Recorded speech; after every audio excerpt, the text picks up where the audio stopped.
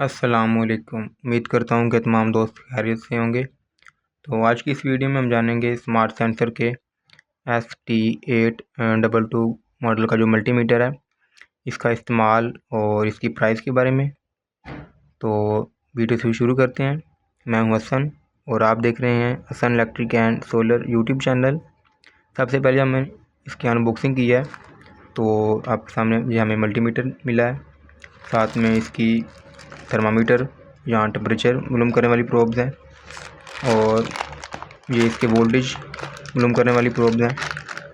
اگر اس کے لک کی بات کریں تو سب سے اوپر یہ اس کے دو جاز بنے ہوئے ہیں جو AC یا DC کرنٹ امپیئر معلوم کرنے کے لیے استعمال ہوتے ہیں، اور یہ جو اوپر آپ کو ٹپ نظر آ رہی ہے NCV کے لیے استعمال ہوتی ہے۔ آگے اس ویڈیو میں اس کی بات کرتے ہیں۔ نیچے اس کا ڈسپلے دیا ہوا ہے جو اس میں فنکشن ہے، یہ اس کا سلیکٹر سوئچ ہے، یہ نیچے ہولڈ، رینج اور سلیکٹ کے بٹنز ہیں، اور نیچے اس کی ڈسپلے اسکرین ہے، اور سب سے آخر میں اس کے دو ٹرمینلز ہیں۔ یہاں پہ بلیک وائر اٹیچ کرتے ہیں، یہاں پہ ریڈ وائر۔ یہ جو اوپر اس کے فنکشن اس میں ہیں وہ ہمیں بتا رہا ہے، اور اس کے پیچھے یہ چھوٹی سی LED لگی ہوئی ہے لائٹ جو موبائل میں جیسے ٹارچ ہوتی ہے، بالکل اسی میں اسی کا بھی یہی فنکشن ہے۔ نیچے اس میں جو نظر آ رہی ہے آپ کو ایریا، اس میں 1.5 وولٹ کے جو چھوٹے بریک سیل ہوتے ہیں وہ ایڈ ہوتے ہیں۔ اگر اس کے استعمال کی بات کریں تو جو سب سے پہلے اس کا استعمال ہے وہ ہے AC وولٹیج کا۔ اس کو آن کرتے ہیں،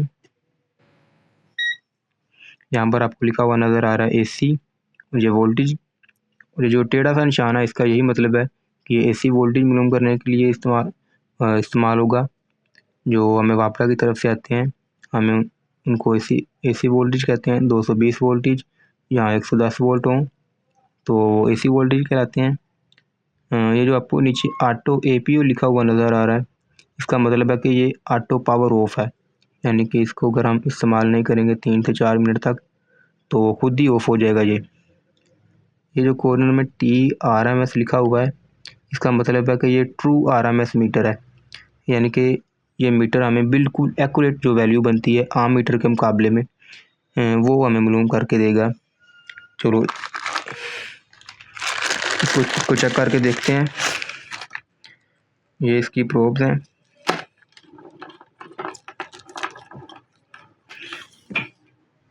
یہ دیکھیں مکمل ان کی انسولیشن بھی ہوئی ہے۔ یہ دیکھیں چاروں ٹرمینل پر یہ کے لگے ہوئے تھے۔ اس کو ریڈ والی کو یہاں پہ ریڈ والی میں اٹیچ کریں گے، بلیک والی کو کامن والی میں، اور یہ میرے پاس 220 وولٹ کی سپلائی ہے۔ اس کو ٹیسٹ کرتے ہیں۔ اس کو ٹیسٹ کرنے کے لیے آپ نے بالکل پیرلل میں ان کو لگا دینا ہے۔ تو یہ دیکھیں ابھی ہمیں بتا رہا ہے کہ یہاں پر 243 وولٹیج آ رہے ہیں، 243.5۔ اگر اس کو عام میٹر سے کمپیئر کریں تو اس کی ریڈنگ میں کتنا فرق آئے گا دیکھتے ہیں۔ پہلے ہمیں یہ بتا رہا تھا کہ 243 وولٹیج آ رہے ہیں، اگر اس سے کمپیئر کریں تو یہ دیکھیں اس کو میں نے AC وولٹیج پہ سیٹ کیا اور اس سے چیک کریں تو یہ دیکھیں 240 وولٹیج اس میں بتا رہا ہے، یعنی کہ تقریباً 2 سے 3 وولٹیج کا دونوں میں فرق ہے، اسی لیے اس کو ٹرو RMS میٹر کہتے ہیں۔ اگر اس کی رینج کی بات کریں تو یہ تقریباً AC وولٹیج 750 AC وولٹیج تک معلوم کر سکتا ہے۔ اس کی جو دوسری یہاں پہ HD لکھا ہوا نا، اس کو سمجھنے کے لیے آپ کو یہ ڈائیگرام سمجھنی پڑے گی۔ یہ جو اس کو ہم کہتے ہیں سائن ویو یا پیور سائن ویو بھی آپ کہہ سکتے ہیں۔ آپ نے سنا ہوگا کہ یہ inverter pure sine wave inverter ہے، یعنی کہ وہ 220 وولٹیج ایک بالکل سموتھ 220 وولٹیج دیتا ہے، وہ کسی قسم کا اس میں تار چڑھاؤ نہیں آتا۔ جو ہمیں واپڈا کی طرف سے 220 وولٹیج ریسیو ہوتے ہیں وہ اگر یہاں سے سمجھیں وہ ایک بار پہلے زیادہ ہوتے ہیں، پھر کم ہوتے ہیں، پھر الٹی جانب بڑھ کے پھر 0 پر پہنچ جاتا ہے، اور یہ سائیکل جو آپ کو نظر آ رہا ہے یہاں پہ اوپر نیچے ہونے کا، یہ 50 بار چلتا ہے، یعنی کہ 1 سیکنڈ میں وہ 50 بار بڑھتی ہے اور کم ہوتی ہے۔ اسی لیے اس کو AC وولٹیج یعنی کہ آلٹرنیٹنگ کرنٹ کہتے ہیں۔ اگر آپ نے سنا ہو کہ اس بندے کو کرنٹ لگا اور اس بجلی کو اس نے دور پھینک دیا، وہ اسی وجہ سے ہوتا ہے کہ بجلی کم اور زیادہ ہوتی ہے اور وہ انسان کو دور پھینک دیتی ہے۔ اور ڈی سی وولٹیج میں نہیں ایسا ہوتا ہے، وہ بالکل سموتھ چلتا ہے، اس میں کسی قسم کا اتار چڑھاؤ نہیں آتا، اسی وجہ سے اس کو ڈائریکٹ کرنٹ کہتے ہیں۔ پاکستان، انڈیا، افغانستان، ان ملکوں میں 220 وولٹیج اور 50 ہرٹز فریکوینسی ہوتی ہے، اور سعودی عربیہ، امریکہ، کینیڈا، ان کنٹریز میں 120 وولٹیج ہوتے ہیں اور یہاں پر فریکوینسی 60 ہرٹز ہوتی ہے۔ جیسے وولٹیج کم ہوں گے فریکوینسی ہماری زیادہ ہو جائے گی۔ اور اس کی جو دوسری آپشن ہے وہ بھی وولٹیج کی ہے، لیکن وہ ڈی سی وولٹیج یعنی کہ ڈائریکٹ کرنٹ کی ہے۔ اس میں جو آپ کو جو اوپر لائن نظر آ رہی ہے سیدھی سی لائن، اس کا مطلب ہے کہ ڈی سی، یہ یہاں پہ لکھا ہوا ہے ڈائریکٹ کرنٹ۔ اور یہ جو نیچے والی ڈاٹ ڈاٹ والی لائن ہے اس کا مطلب بھی یہی ہے۔ اس کو چیک کرنے کے لیے بالکل سیم طریقہ کار ہے، اس کے لیے میں چارجر استعمال کر رہا ہوں، بالکل اسی طرح جیسے ہم نے ایل سی وولٹیج فائنڈ کیے تھے۔ اس کو ڈائریکٹ پیرل میں کے ساتھ لگائیں گے ان کی وائر کے، تو یہ ہمیں اس کے وولٹیج بتا دے گا 5.31۔ تو اس کی تھرڈ آپشن پہ چلتے ہیں، تو اس میں سب سے پہلے جو وائٹ کلر کی آپشن نظر آ رہی ہے آپ کو، ہمیں یہ اوہم کی ہے یعنی کہ ریزسٹنس، اس کے ذریعے ہم کسی بھی سرکٹ کی یا رجسٹر کی ریزسٹنس فائنڈ کر سکتے ہیں۔ تو اس کے لیے میں آپ کو ایک رجسٹر سے اس کی چیک کرواؤں گا۔ تو اس کو چیک کرنے کے لیے آپ کوئی بھی ان کے ٹرمینل ادھر سے بلیک یا ریڈ کسی بھی طرف لگا سکتے ہیں۔ تو یہ میں نے اس کے ساتھ لگایا، 125 کلو اوہم کا رجسٹر ہے۔ یہ دیکھیں پہلے یہ میگا اوہم پہ تھا، جیسا ہی میں نے اس کو اس کے ساتھ کنیکٹ کیا تو اس نے اس کی آٹو رینج خود ہی سلیکٹ کر کے تو یہ کلو اوہم پہ چلا گیا، اور یہ مجھے بتا رہا ہے کہ یہ 125 کلو اوہم کا ہے۔ دیکھ سکتے ہیں کہ آپ کو ریزسٹنس کے علاوہ یہ ڈائیوڈ، کنٹینیوٹی اور یہ کیپیسٹنس کا نشان نظر آ رہا ہے۔ تو اس میں جانے کے لیے ہم سلیکٹ کا بٹن دبائیں گے ایک بار، تو یہ ہمیں یہ ڈائیوڈ کی آپشن میں لے آیا یہ والی۔ تو اس کو چیک کرنے کے لیے ہم ڈائیوڈ کا استعمال کریں گے۔ ڈائیوڈ میں خیال کریں کہ یہ کس کی وائٹ سائڈ ہوتی ہے اور دوسری اس میں یہ بلیک سائڈ ہوتی ہے۔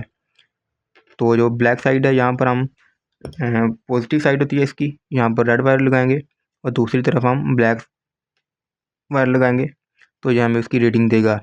اگر ہم اس کو الٹا لگائیں گے تو یہ ہمیں ریڈنگ نہیں دے گا۔ اگر اس طرف یہ ریڈنگ دے الٹی سائڈ تو سمجھ جائیں کہ یہ خراب ہے۔ اس کی تیسری سیٹنگ کی طرف چلتے ہیں، اس کے لیے سلیکٹ کو دبائیں گے تو یہ ہمیں کنٹینیوٹی پہ لے آیا، یعنی کہ اس کے ذریعے ہم کسی بھی سرکٹ کی کنٹینیوٹی فائنڈ کر سکتے ہیں کہ یہ سرکٹ آیا چلتا ہے کہ نہیں۔ تو مثال کے طور پر یہ ہمارے پاس تار ہیں، ہم اس کو جاننا چاہتے ہیں کہ یہ ٹھیک ہے کہ نہیں، تو اس کو ہم اس کے دو طرف لگائیں گے، دونوں ٹرمینل۔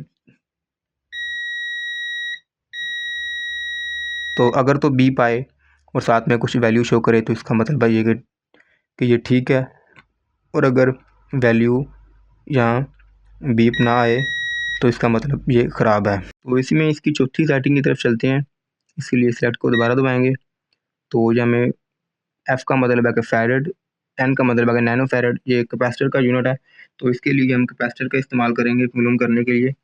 تو یہ میرے پاس ایک 20 مائکرو فیرڈ کا کیپیسٹر ہے جو کہ خراب ہے، تو اس کو چیک کریں گے۔ اس کو چیک کرنے کے لیے آپ دونوں ٹرمینل کو کسی بھی سائڈ لگا سکتے ہیں۔ تو یہ میں نے اس کو اس کے ٹرمینل پہ لگایا، تو یہ دیکھیں پہلے یہ نینو فیرڈ پہ ہے، این ایف پہ، اور یہ آٹو اے پی یو آٹو ہو کے خود ہی اس کو بتائے گا کہ یہ دیکھیں یو ایف پہ چلا گیا یعنی کہ مائکرو فیرڈ، اور یہ بتا رہا ہے کہ یہ 12.42 مائکرو فیرڈ کا ہے۔ میں نے کو بتایا کہ یہ خراب ہے، جیسے یہ دیکھیں یہاں پہ 20 مائکرو فیرڈ لکھا ہوا ہے، تو یہ بھی بتا رہا ہے کہ 12 مائکرو فیرڈ کا ہے۔ تو جو اس کی اگلی سیٹنگ ہے یہ بھی بالکل فریکوینسی کی ہے جو میں نے آپ کو اوپر بتائی، یہاں پر ایچ ڈی، یہ دیکھیں یہ ایچ ڈی لکھا ہوا ہے، یہاں پہ انہوں نے زیادہ آپشن دی ہوئی ہے، لیکن اگر ہم اس کو یہاں سے سلیکٹ کریں تو یہ ہمیں اس کی پرسنٹیج والی سیٹنگ پہ لے آتا ہے۔ اس کا مطلب ہے کہ یہ ڈیوٹی سائیکل، اس کا مطلب ہے ڈیوٹی سائیکل، اور یہ عام طور پر الیکٹرانکس میں استعمال ہوتی ہے، کسی بھی آئی سی وغیرہ کو یا کمپلیکس سرکٹ میں استعمال ہوتا ہے۔ تو اس کی اگلی سیٹنگ ہے ٹی ای ایم پی یعنی کہ ٹمپریچر، درجہ حرارت۔ اس کو معلوم کرنے کے لیے ہم اس کی سیٹنگ پہ جائیں گے، یہ والی پروبس کو ریموو کریں گے. جو اسپیشل اس کے ٹمپریچر کے لیے پروبز آتی ہیں ہم وہ والی استعمال کریں گے. ریڈ والی کو ہم ریڈ والی میں لگائیں گے اور بلیک والی کو بلیک والی میں لگائیں گے. اور یہ جو اوپر آپ کو سی لکھا ہوا نظر آ رہا ہے تو اس کا مطلب ہے کہ یہ ہمیں ابھی ڈگری سینٹی گریڈ والے یونٹ میں اس کی ویلیو بتا رہا ہے. اس کے حساب سے یہ سیٹنگ میں 17 ڈگری سینٹی گریڈ بن رہی ہے. اور اس کو سلیکٹ کر کے دوسری اس کی یونٹ میں جائیں تو اس کے مطابق یہ 63 64 اس کمرے کا ٹمپریچر ہے.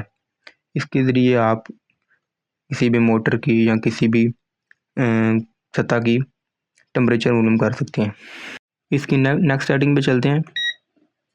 تو یہاں پہ دیکھیں یہاں پہ لکھا ہوا آؤٹ اور اوپر یہ فریکوینسی کا سائن فریکوینسی کا یونٹ ایچ سی بتا رہا ہے. اس کا مقصد بھی عام طور پر الیکٹرانکس میں ہی ہوتا ہے. الیکٹرانکس والے بہتر جانتے ہیں. یہاں پر یہ آؤٹ پٹ دیتا ہے ہمیں فریکوینسی جنریٹ کر کے دیتا ہے. یہاں پہ آپ اس کی ویلیو کو زیادہ بھی کر سکتے ہیں 100 200 یہ تقریباً 1000 پر جاتی ہے.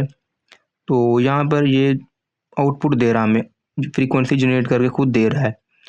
تو اس کے ذریعے ہم الیکٹرانکس کے جو کمپوننٹ ہوتے ہیں آئی سی وغیرہ ان کی ٹیسٹنگ وغیرہ کرتے ہیں. اگر اس کی نیکسٹ سیٹنگ کی بات کریں این سی وی یعنی کہ نان کانٹیکٹ وولٹیج. عام طور پر ہم جیسے میں نے اس سیٹنگ میں آپ کو بتایا کہ وولٹیج معلوم کرنے کے لیے اس کی لیڈ کا استعمال کریں گے اور ہم اس کو ساکٹ میں لگائیں گے تب ہم اس کی ویلیو بتائے گا.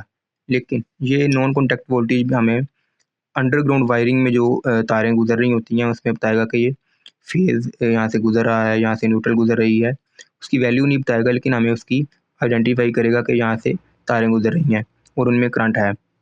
تو اس کو چلتے ہیں سیٹنگ میں. تو یہ دیکھیں اس کو میں ٹچ کر کے دکھاتا ہوں آپ کو. یہ میرے پاس 220 وولٹیج آگے اور یہ دیکھیں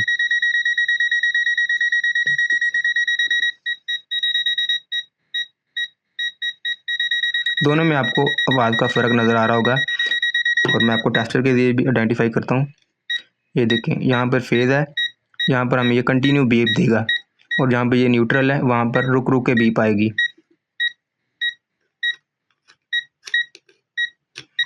یہ دیکھیں یہاں پہ کنٹینیو بیپ یہاں پہ فیز ہے اور یہاں پہ نیوٹرل ہے یہاں پہ رک رک کے بیپ آ رہی ہے. اور ویلیو میں بھی آپ کو یہ کچھ ویلیو یہاں پہ نہیں آ رہی. تو اس کی لاسٹ سیٹنگ دیکھتے ہیں. یہ ہے کرنٹ. اس کے ذریعے ہم 600 امپیئر کا اے سی یا ڈی سی کرنٹ معلوم کر سکتے ہیں. 600 کا اے سی اور 1000 وولٹیج کا ڈی سی کرنٹ جو اس کے ٹرمینل کے ذریعے ہم معلوم کریں گے. تو اس کو معلوم کرنے کے لیے اپنے جس بھی سرکٹ کا کرنٹ معلوم کرنا ہو تو اس کو آپ کو سنگل تار چاہیے ہوگی. یعنی کہ اگر میں اس کا بلب کا معلوم کروں گا تو مجھے اس کی ایک سنگل تار پہ لگانا ہے یا نہ کہ دونوں پہ. تو اس کو میں 220 وولٹیج کی سپلائی دیتا ہوں. تو پہلے آپ دیکھیں یہ ڈی سی پہ سلیکٹ ہوا ہے. تو اس کو اے سی میں جانے کے لیے میں سلیکٹ کا بٹن استعمال کروں گا. یہ آ گیا اے سی میں.